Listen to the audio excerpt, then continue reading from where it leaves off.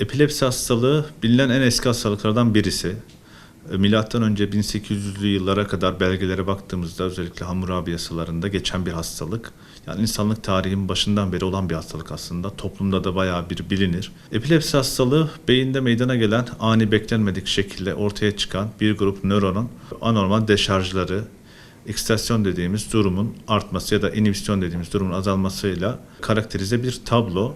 Toplumda genellikle SARA hastalığı olarak bilinir ama SARA bu işin sadece bir kısmı. Yani bizim toplumun ya da insanların bildiği SARA nöbeti dedikleri olay epilepsi hastalığı aslında ama epilepsinin birçok alt türü var.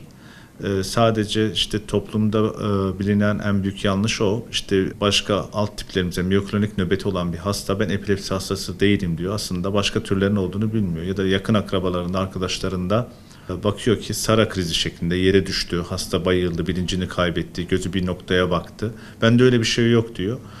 Birçok alt türünün olduğunun farkında çoğu insan değil. Bence toplumda en çok yanlış bilinen tarafı bu. Epilepsi sadece yere düşüp işte bir noktaya kilitlenip morarıp kalmak değil, başka alt türleri de mevcut. Türkiye'de giderek artan bir epilepsi hastası popülasyonu var. Bunun nedeni de ömür uzaması, yaşlılık arttıkça eşlik eden hastalıkların artması ve travmaya maruziyetin artması, yoğun bakım şartlarımızın iyileşmesi, epilepsi insidansında, görülme sıklığında artışa neden oluyor. Yani şu an güncel rakamlar değişir ama ortalama 800 bin ile işte 1 milyon arası bir epilepsi hastası olduğunu düşünüyoruz. Yani %1'e neredeyse tekabül eden bir epilepsi hastası var. Epilepsinin başlıca nedenleri genellikle bizim burada dikkat ettiğimiz çocukluk çağında, işte doğum esnasındaki olaylar, annenin özgeçmişindeki olaylar, epilepsiye yatkınlığı artıran faktörler. Hatta burada işte ateşli bir dönemden geçen bebekte kolaylıkla gelişebilen bir işte febril konvülsyon yani ateşli epilepsi dediğimiz olay, ileri yaşlarda da epilepsi yakalanma sıklığını artıran bir faktör. Diğer risk faktörleri işte genetik mutasyonlar önemli. Ailede epilepsi hastalığının olması önemli. Özellikle bazı alt epilepsi türlerinde direkt aile öyküsünün pozitif olması riski arttıran başlıca bir neden. Diğer risk faktörleri daha çok çevresel nedenler. Yani bir travmaya maruziyet, özellikle kafa travması geçirmiş olmak ya da işte beyinde bir kanaması olmak, spontan bir kanaması olması ya da tümör olması, iskemik inme geçirmesi gibi faktörler de çevresel olarak sonradan kazanılmış faktörler olarak etkileyebiliyor. Normal bireylerde en çok karşılaştığımız hasta grubunda en çok sorulan soru da şu oluyor. Benim işte ailemde yok. Beyin MR'ım çekildi. Herhangi bir lezyon yok ama ben niye bu hastalığı oluyorum? Hastalarımızın çoğunluğu bu şekilde. Yani hastalarımızın çoğunluğunda temiz bir aile öyküsü var. Görüntülemelerinde herhangi bir lezyon yok ama hastalarımız epilepsi hastası. Yani bunların temiz olması bizim epilepsi hastası olmadığımızı göstermez. Çoğu hastamız da bu şekilde karşımıza geliyor. Hastalarımızın bize en çok sorduğu soru şu: ne yapayım da nöbetlerim azalsın ya da nasıl bu işi engelleyebilirim? Uykusuzluk çok önemli. Uyku hijyeninin bozulması epilepsi eşiğini düşürür. Ciddi enfeksiyonlara karşı karşıya kalınması epilepsi eşiğini düşürür. Şöyle örnek verelim. 20 yaşına kadar sağlıklı bir birey uyku düzeni bozuluyor. 3-4 ay stresli bir işte çalışıyor ya da yeni bir işe giriyor. Gece gündüz kavramı karışıyor. Uyku hijyeni bozulduğunda nöbet geçirme olasılığı artar. Bunlar da çevresel faktörler olarak bayağı bir toplumda bize yansıyan hasta yükü olarak geliyor. Şimdi EEG biz mutlaka her epilepsi hastasında ya da epilepsi düşündüğümüz her hastalığı mutlaka çekiyoruz. Bize çok yardımcı olan bir teknik. Ama orada da toplumda aslında bir yanlış anlaşılma oluyor. Yani bir hastanın işte 20 yıllık epilepsi öyküsü var ama EEG'leri normal diyor. Ben artık iyileştim mi diyor. EEG aslında dinamik bir çekim. Yani o sıradaki bizim beynimizdeki aktiviteyi gösterir. Beynimizdeki dalgaları gösteren bir çekim. Çektiğimiz anda beyinde epileptik aktivite yoksa sonuçları temiz görebiliriz. Bizde olmaması demek özellikle bazı nöroloji dışı branşlardan hastalar bize başvuruyor. EEG'lerim temiz, ben epilepsi hastası değilim, ilacımı keseyim şeklinde başvuruları oluyor. Burada bir yanlış anlaşılma var. EEG sürekli bize bilgi vermez. EEG'nin bize bilgi verdiği nokta şudur. O sırada çekim esnasında hastada epileptik aktivite varsa bize lezyonun yerini, yani beynin hangi bölgesinden kaynaklandığını gösterir ve tanıyı doğrulamamıza büyük yardımcı olur.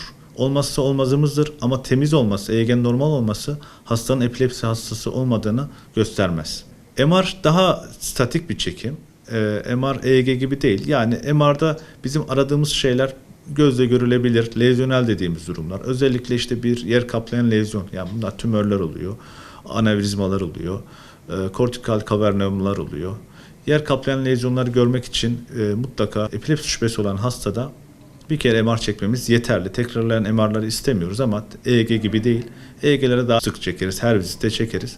Ama MR'ın da lezyonları ekarte etme ya da altta yatan nedeni düzeltmemiz açısından mutlaka bir kere görmemiz gerekiyor. Bu soru çok sık geliyor. İlaca başladığımız gibi pazarlık içerisine hasta ya da hasta yakını giriyor. Epilepsi öngörülemeyen bir hastalık. Ne zaman, nerede olacağını bilemediğimiz bir hastalık ya da kimin başına geleceğini önceden bilemediğimiz bir hastalık. Bazı etiyolojilere bağlı kısa süreli tedaviler oluyor. Ama bazı hasta tiplerinde ömür boyu tedavi veriyoruz. Hatta ikili, üçlü antiepileptik tedavisi veriyoruz. Önceden bir genelleme yapmak kesinlikle yanlış ve mümkün değil. Normal bir epilepsi hastasında nöbetleri tetikleyen en önemli faktör, eğer hasta epilepsi hastaysa ilacı bırakma. Bizim acil şartlarında karşılaştığımız hastaneye gelen hastalarımız eğer epilepsi hastaysa genellikle ilacı kesiyorlar ya da ilaç dozunu atlıyorlar. İşte bunda da genellikle çevresel faktörler, işte gittiği okul, iş ortamı, artık ben hasta değilim imajı vermek ya da kendi kendini motive etmek amacıyla birkaç yıl nöbet geçirmeyen hastalarımız ilacını kesiyorlar. Ve bu nedenle nöbetle karşımıza geliyorlar. Epilepsi olmayan bireylerde ise en sık nedenler travmatik nedenler genellikle karşımıza geliyor. Yani bir travmaya maruziyet karşısında özellikle kafa travması geçiren hastalarda bunlar epilepsi hastası olarak karşımıza gelebiliyor. Non-travmatik olanlarda ise genellikle uykusuzluk dediğimiz parlak ışığa maruziyet, uzun süre, bu şu an çok önemli mesela toplumda, gece geç yatmalar, tablet, telefon ya da bilgisayar ışığına karanlık ortamda bakmalar epilepsi eşiğini düşüren hareketlerdir. Benim hastalara ya da hasta yakınlarına önerim hep şu olur. Gece geç saatlerde uyku düzeninizi bozacak bir şey yapmayacağız ve geceleri televizyon, tablet, bilgisayara bakıyorsak da parlak ışık şeklinde değil, normal oda ışığı altında bakmamız gerekiyor. Çünkü epilepsi eşiğini düşüren bir faktör parlak ışık. Bunlardan özellikle uykusuzluk ve parlak ışık maruziyetinden normal insanların da korunmasını istiyoruz. Epilepsi doğası gereği kendiliğinden başlar, kendiliğinden sonlanır. Yani biz bir hastaya hiçbir şey yapmasak bile neredeyse %99'un nöbeti 2-3 dakika sonra kendiliğinden sonlanır.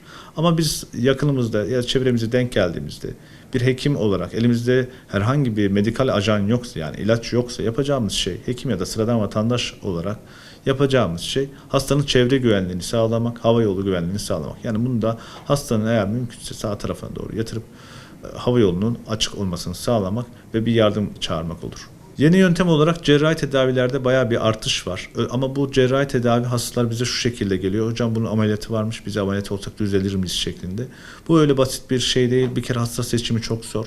Yani 10 tane hasta varsa onlardan bir tanesinin indikasyonu oluyor. Bu gelişme o bir hastada yüz güldürücü sonuçlar cidden alınıyor. Hastanın nöbet sıklığı bayağı azalıyor ya da ilaçları çok azaltıyoruz. Bunun dışındaki seçenekler hala konservatif seçenekler. Yani nöbet önleyici ilaçlar. İlaçları günlük pratiğimizde kolayca ulaşıp kullanabiliyoruz. Son olarak epilepsili hastalar ve epilepsisi olan ailelere şunu önermek istiyorum. Bunların iş seçiminde dikkat etmesi gerekiyor. Mutlaka bir nörologla görüşsünler. Ağır ve tehlikeli işlerde, gece vardiya gerektiren işlere yönlendirilmemesi gerekiyor. Bunu da ilkokuldan sonra planlamaları gerekiyor. Yani kişi üniversiteyi kazandıktan sonra sağlık bölümünü bitirdiği zaman muhtemelen nöbet tutacak. İşte bir mühendis olduğu zaman muhtemelen sahaya çıkacak, binaya çıkacak. O nedenle bu hastaların daha çocukken meslek seçiminin doğru yönlendirilmesini gerekiyor.